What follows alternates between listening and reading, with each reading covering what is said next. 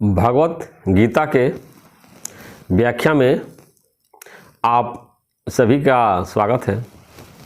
आज हम लोग भागवत गीता के बहुत ही महत्वपूर्ण श्लोक की चर्चा करेंगे। इसमें भगवान बता रहे हैं कि जो लोग संन्यास लेते हैं या सांख्य योग का आचरण करते हैं तथा जो लोग गृहस्थ में रह करके अपने कर्तव्य कर्म करते हैं, सेवा करते हैं, परोपकार करते हैं या ज्ञान की भाषा में कह लीजिए कर्म योग का आचरण कर रहे हैं, तो दोनों का फल एक ही मिलता है। ये भागवत गीता के 5वें अध्याय का ये 4 नंबर श्लोक है। श्लोक इस प्रकार है, इसमें स्पष्ट किया गया है। उपर्युक्त संन्यास और कर्म योग को मूर्ख लोग पृथक पृथक फल देने वाले कहते हैं, न कि पंडित जन, क्योंकि दोनों में से एक में भी सम्यक प्रकार से स्थित पुरुष दोनों के फल रूप परमात्मा को प्राप्त होता है। अब इसमें साफ साफ बताया है कि जो मूर्ख लोग हैं वो बताते हैं कि संन्यास बिना लिए परमात्मा की प्राप्ति नहीं होगी, मोक्ष प्राप्त नहीं होगा। जब तक घर में रहेंगे, परिवार में रहेंगे, बीवी बच्चों के साथ रहेंगे तो घर गृहस्थ में ही फंसे रहेंगे और आप जो है अपना मोक्ष नहीं प्राप्त कर सकते हैं, परमात्मा को नहीं प्राप्त कर सकते हैं। और उसके लिए आपको घर छोड़ना पड़ेगा, परिवार छोड़ना पड़ेगा और कपड़े बदलने पड़ेंगे और जो भी आप पहन रहे हैं साधारण उससे जो है हट करके गेरुआ या और जो भी कलर होता है और पहनना पड़ेगा। जंगल में रहना पड़ेगा, नदी के किनारे रहना पड़ेगा, पहाड़ में रहना पड़ेगा, बर्फ़ के हिमालय पर रहना पड़ेगा, गुफा में रहना पड़ेगा। उसी को परमात्मा की प्राप्ति होगी। तो भगवान कह रहे हैं कि ऐसा जो लोग समझ रहे हैं वो लोग मूर्ख हैं और पंडित नहीं है, ज्ञानी नहीं है। मूर्ख आदमी ऐसा सोचते हैं कि घर द्वार छोड़ करके जंगल में चले जाएंगे, कुटिया बनाएंगे, रहेंगे, परमात्मा का ध्यान करेंगे तो परमात्मा को प्राप्त कर लेंगे। ऐसा नहीं है। भगवान बता रहे हैं कि चाहे आप कर्म योग में हैं, चाहे संन्यास योग में हैं, दोनों को अगर कोई भी ठीक ठीक से पालन कर रहे हैं तो दोनों का रिजल्ट एक ही है। या जैसे कहीं जाने के लिए से मैंने काशी जाना है तो उसके 2-3 रास्ते हैं। तो एक तो संन्यास का भगवान जो है ऐसा वो नहीं कर रहे हैं कि जो संन्यास धारण कर लिए हैं वो परमात्मा को नहीं प्राप्त करेंगे। बताया कि दोनों का रिजल्ट सेम है। जिस परमात्मा को सन्यासी प्राप्त करते हैं उसी परमात्मा को ये गृहस्थ में रहते हुए जो गृहस्थी होते हैं, गृहस्थ में रह करके जो साधन में लगा हुआ है, ज्ञान प्राप्त करने में, सेवा करने में, परोपकार करने में, आत्म अभ्यास करने में लगा हुआ है, तो दोनों का रिजल्ट एक ही है। सन्यासी भी अपने आत्मा का साक्षात्कार करता है, आत्मा में स्थित होता है। गृहस्थी भी जो है अपने आत्मा का साक्षात्कार करता है, अपने आत्मा में स्थित होता है। तो बिल्कुल आप अपने मन से भ्रम निकाल दीजिए कि सन्यासी को ही मुक्ति मिलती है या सन्यासी को ही आत्मा का साक्षात्कार होता है, सन्यासी को ही परमात्मा की प्राप्ति होती है। ऐसा नहीं है। आप गृहस्थ में हैं, जो कार्य कर रहे हैं, जो सेवा आपके सामने है, जो कर्तव्य है, जो ड्यूटी है, वो करते हुए आप उसी सिद्धि को प्राप्त करेंगे, उसी परमात्मा को प्राप्त होंगे, वही आत्मा को जानेंगे। जो एक सन्यासी पूरा घर द्वार छोड़ करके, समाज छोड़ करके, परिवार छोड़ करके जंगल में है, सेम दोनों का जो है जो मोक्ष है, जो है जो अपने स्वरूप की स्थिति है या जो ब्रह्मधाम परमधाम एक ही है। यानी कि जिस परमधाम में सन्यासी जाता है पूरा परिवार समाज को छोड़ करके और समाज से अलग है, जिस परमधाम को प्राप्त करता है उसी परमधाम को गृहस्थ में रहते हुए घर में रहते हुए देश और समाज की सेवा करते हुए प्राप्त करता है। तो अगर अब मान ली हमारी बात पे विश्वास नहीं है आपको, तो इसीलिए हम गीता के एक एक श्लोक पढ़ते हैं, उसका अर्थ बताते हैं। अब ऐसे हम बताना शुरू करें तो आप लोग हमारी बात को नहीं मानेंगे, अरे ऐसे बोल रहे हैं, इनकी बात कैसे मान लिया जाए। लेकिन ये भागवत गीता जो है ये सन्यासी भी मानते हैं, जो सन्यास ले लिए हैं साधु संत जो है वो भी मानते हैं कि जितने भी वेदांत के ग्रंथ हैं,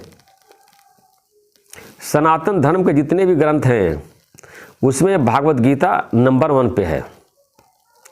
और सबसे बड़ी बात इसमें यह है कि और जितने भी शास्त्र हैं उसको किसी ऋषि ने कुछ ज्ञान का उपदेश किया है किसी शिष्य को, बाद में उसको लिखा गया है। लेकिन ये खुद साक्षात परमात्मा, निराकार परमात्मा अर्जुन को ये समझा रहे हैं। तो गीता में जो भी बातें लिखी गई हैं उसको अगर आपको श्रद्धा है भगवान में, सनातन धर्म में श्रद्धा है, वेदांत में श्रद्धा है, तो हमारी बात नहीं मानिए। ये गीता में भगवान बता रहे हैं, इसको हम सरल भाषा में आपको समझा रहे हैं कि बिल्कुल अपने समाज में परिवार में रहते हुए आप मोक्ष प्राप्त कर लेते हैं, कर सकते हैं। ऐसा भगवान कृष्ण बता रहे हैं, भगवत गीता बता रही है। अब बहुत से सन्यास ले लेते हैं, बाहर से अपना ड्रेस बदल लिया, भगवा कर लिया, माला पहन लिया, जटा बढ़ा लिया, गुफा में रहने लगे, ज्ञान भी उन्होंने शास्त्र पढ़ लिया या गुरु से सीख लिया, लेकिन उन बातों को अपने जीवन में अप्लाई नहीं कर रहे हैं, लगा नहीं रहे हैं। वहाँ भी ज्ञान को लागू करने में वो आलस में पड़े रहते हैं, ध्यान साधना चिंतन मनन अभ्यास नहीं करते हैं और मन में भोगों की लालसा पड़ी रहती है, उसको हटाने की कोशिश करते हैं।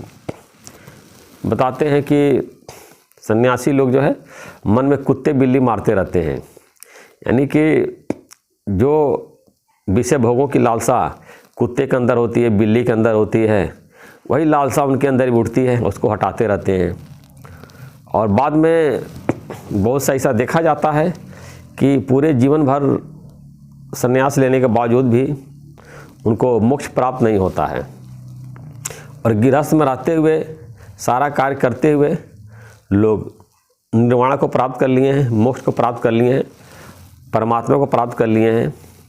इसमें राजा जनक का बहुत अच्छा मिसाल आता है, राज्य चलाते हुए मोक्ष प्राप्त कर लिया, उनकी सारी प्रजा भी देही थी।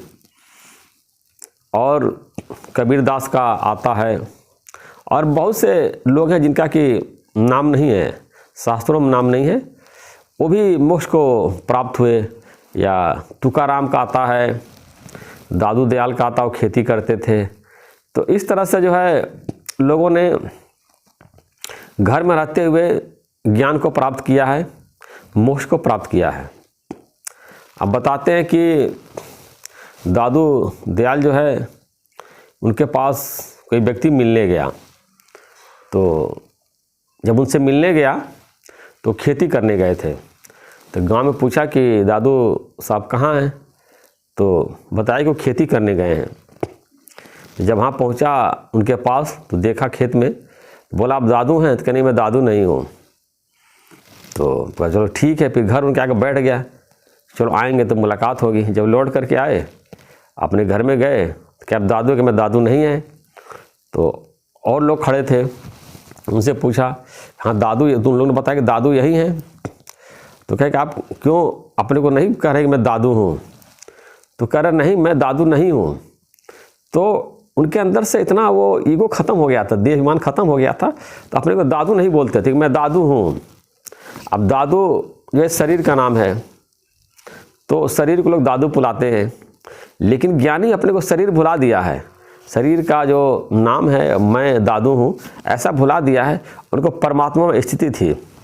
तो खेती करने के बावजूद भी, किसानी करने के बावजूद भी उनका देह अभिमान जो है ख़त्म हो गया था, देह अध्यास ख़त्म हो गया था, उनका नाम भूल गया था और अपने घर में रहते हुए खेती करते हुए वो परमात्मा को प्राप्त हो गए थे और वो विराट में उनकी स्थिति हो गई थी। तो ये समझाने के लिए ये दृष्टांत बताया गया है। तो अब ये कि आपकी चॉइस कैसी है। अगर आपको ये घर परिवार समाज अच्छा नहीं लग रहा है तो आप अपना संन्यास ले लीजिए, गुफा में जाइए, वहाँ बैठिए, मच्छर से कटवाइए। वहाँ सांप भी बिच्छू भटकते रहते हैं, कितनी गर्मी लगती है, कितना तकलीफ़ है, बर्फ़ पे कितना ठंडक पड़ता है, शरीर को कितना कष्ट देंगे। जिस चीज़ को प्राप्त करने के लिए आप इतना शरीर को कष्ट देंगे, उस शरीर को प्राप्त करते हुए, घर में परिवार में रहते हुए, देश और समाज की सेवा करते हुए उस परमात्म तत्व को प्राप्त कर सकते हैं। तो इस प्रकार ये बताया गया है। और यहाँ रहेंगे तो आपकी खुशबू और लोगों को मिलेगी। जैसे कि खुशबू वाले कोई पौधा है समाज में है, उसके आचरण, उसके कर्म, उसके व्यवहार से और लोग भी जो है देखते हैं, सीखते हैं, प्रेरणा मिलती है। और वहाँ अकेले बैठे केवल अपना मुक्ति कर रहे हैं। तो ये दोनों बताया गया है।